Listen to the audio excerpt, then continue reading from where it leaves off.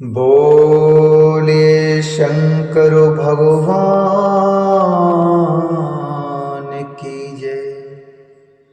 श्री गणेश भगवान की जय। भगवती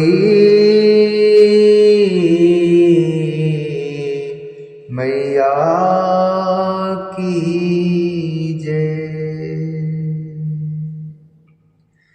श्री शिव महापुराण के अंतर्गत कैलाश संहिता जो कि षष्ठी संहिता है उसके अध्याय 19 में आज हम प्रवेश करेंगे, जिसमें वर्णन है महावाक्यों के तात्पर्य तथा योग पट्ट विधि का वर्णन। महावाक्यों के तात्पर्य तथा योग पट्ट विधि का वर्णन। सुब्रह्मण्य बोले अथ महावाक्यानि।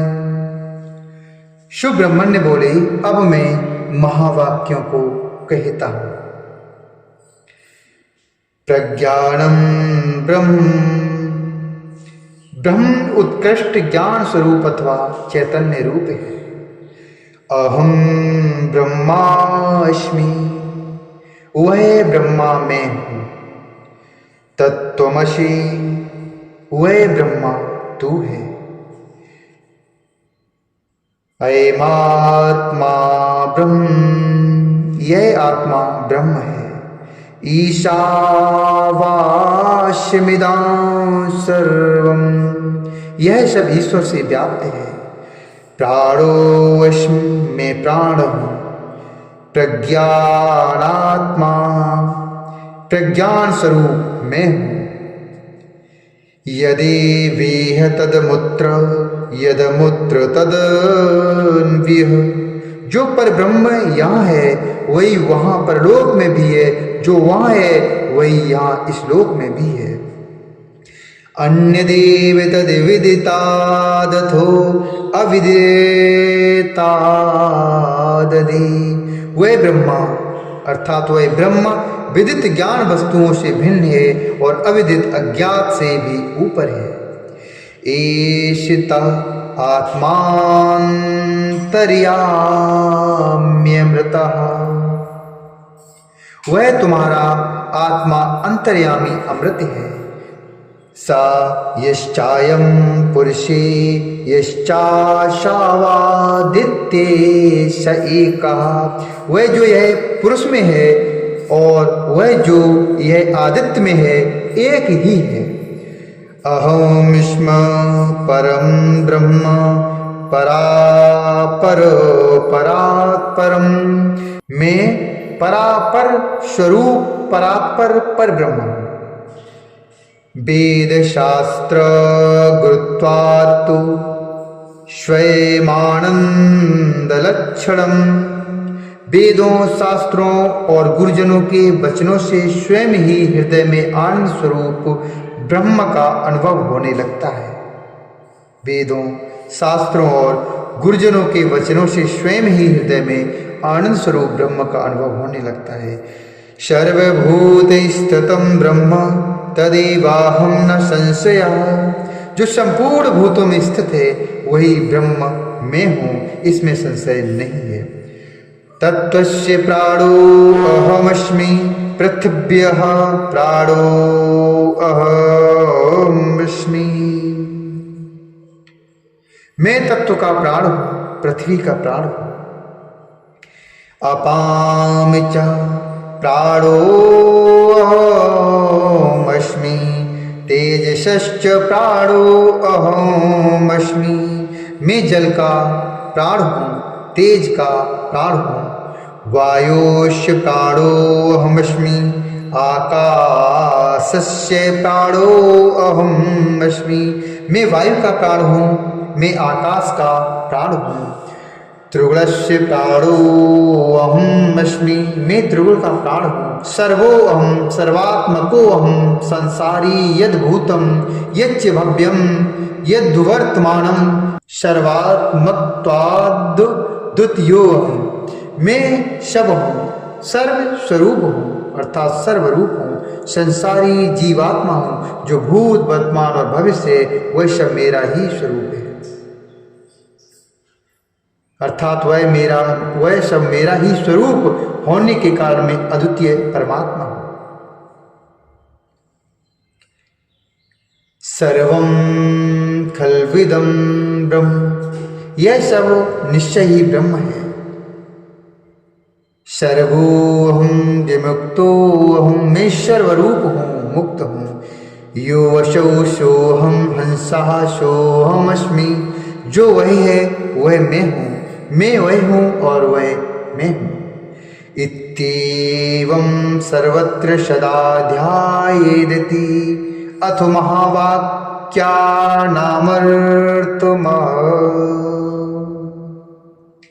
इस प्रकार सर्वत्र चिंतन करें। अब इन महावाक्यों का भावार्थ कहते हैं। प्रज्ञानम ब्रह्म का वाक्यार्थ पहले ही समझाया जा चुका है। अब अहम ब्रह्मास्मि का अर्थ बताया जाता है। शक्ति स्वरूप अथवा शक्ति युक्त परमेश्वर ही अहम पद के अर्थभूत है। आकार शब्द वर्णों का अग्रगण्य परम प्रकाश शिवरूप है। हकार के व्योम स्वरूप होने के कारण उसका शक्ति रूप से वर्णन किया गया है। शिव और शक्ति के संयोग से सदा आनंद उदित होता है। मकार उसी आनंद का बोधक है। ब्रह्म शब्द से शिव शक्ति की सर्वरूपता स्पष्ट ही सूचित होती है। पहले ही इस बात का उपदेश किया गया है कि वह शक्तिमान परमेश्वर में हूँ, ऐसी भावना करनी चाहिए। अब तत्त्वमसि का अर्थ कहते हैं। तत्त्वमसि इस वाक्य में तत्पद का वही अर्थ है जो सोहम अश्मि में सह, जो सोहम अश्मि में सह पद का अर्थ बताया गया है।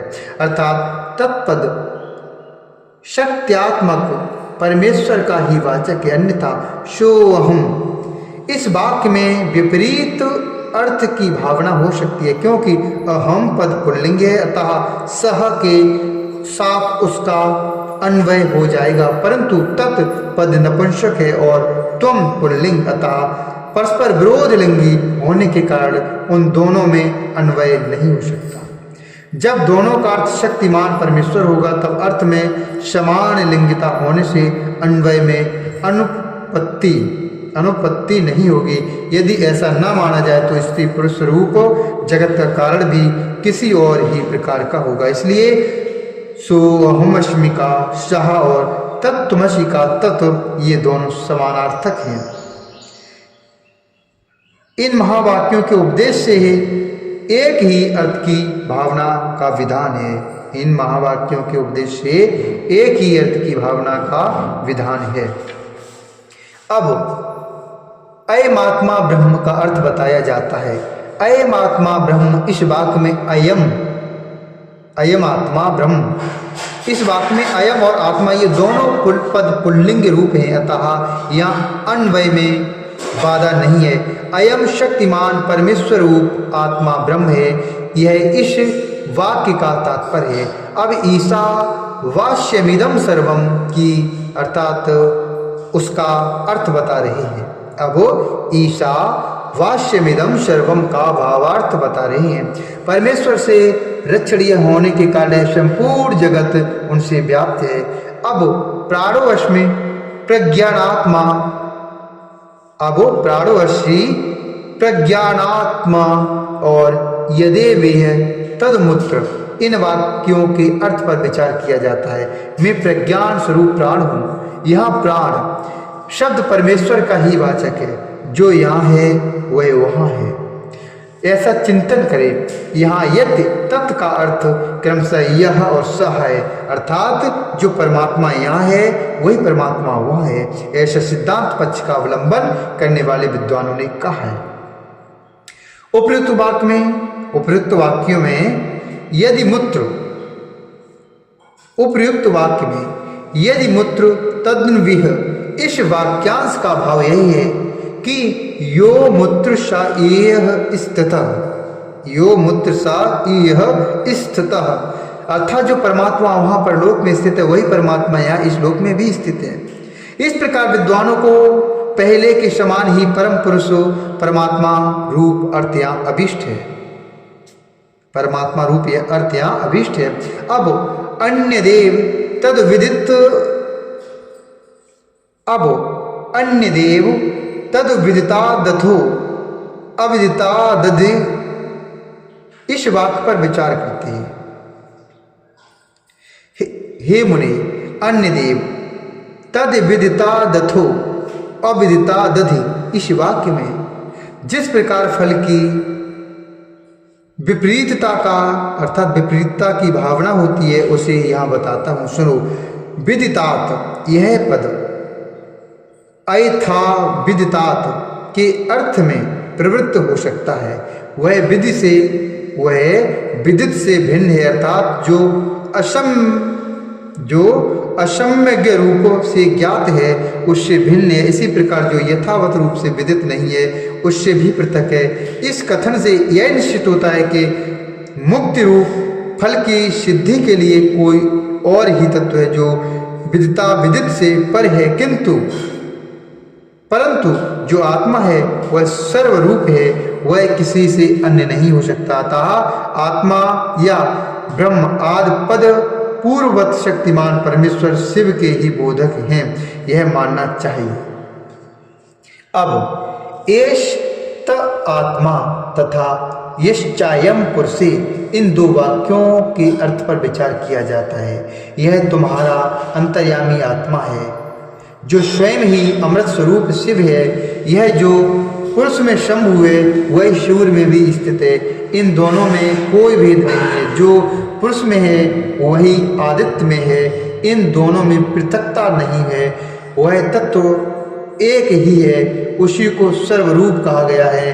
पुरुष और आदित्य, इन दो उपाधियों से युक्त जो अर्थ किया जाता है वह औपचारिक है। उन शंभुनाथ को सब श्रुतियां हिरण्यमय बताती हैं। उन शंभुनाथ को सब श्रुतियां हिरण्यमय बताती हैं। हिरण्य बाहवे नमः, इसमें जो बाहु शब्द है वह सब अंगों का उपलक्षण है, अन्यथा उसे हिरण्यपति कहना किसी भी यत्न से संभव नहीं होता। छांदोग्य उपनिषद में जो यह श्रुति है, या येषो अंतरादित्ये हिरण्मया पुरुषो दृश्यते, हिरण्यकेश आपृणिखाति सर्व एवेश्वरः। इसके द्वारा आदित्य मंडलांतर्गत पुरुष को स्वर्णमय दाढ़ी मूछ वाला अर्थात दाढ़ी मूछों वाला, स्वर्ण सदृश केशों वाला तथा नख से लेकर केशाग्र भाग पर्यंत सारा का सारा स्वर्णमय प्रकाशमय ही बताया गया है। अतः वह हिरण्यमय पुरुष साक्षात शंभु ही है। अब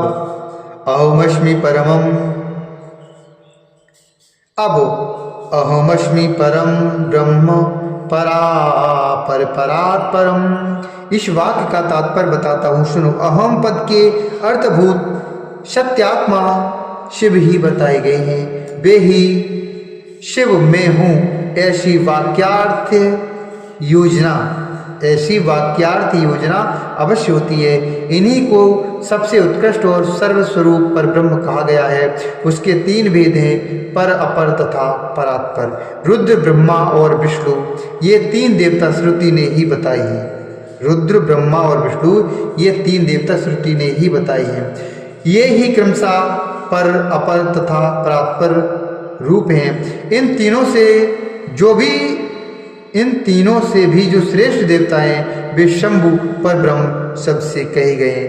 वेदों, शास्त्रों और गुरु के वचनों के अभ्यास से शिष्य के हृदय में स्वयं ही पूर्णानंदमय शंभु का प्रादुर्भाव होता है। संपूर्ण भूतों के हृदय में विराजमान शंभु ब्रह्म रूप ही है, वही मैं हूँ, इसमें संशय नहीं है। मैं शिव ही संपूर्ण तत्व समुदाय का प्राण हूँ।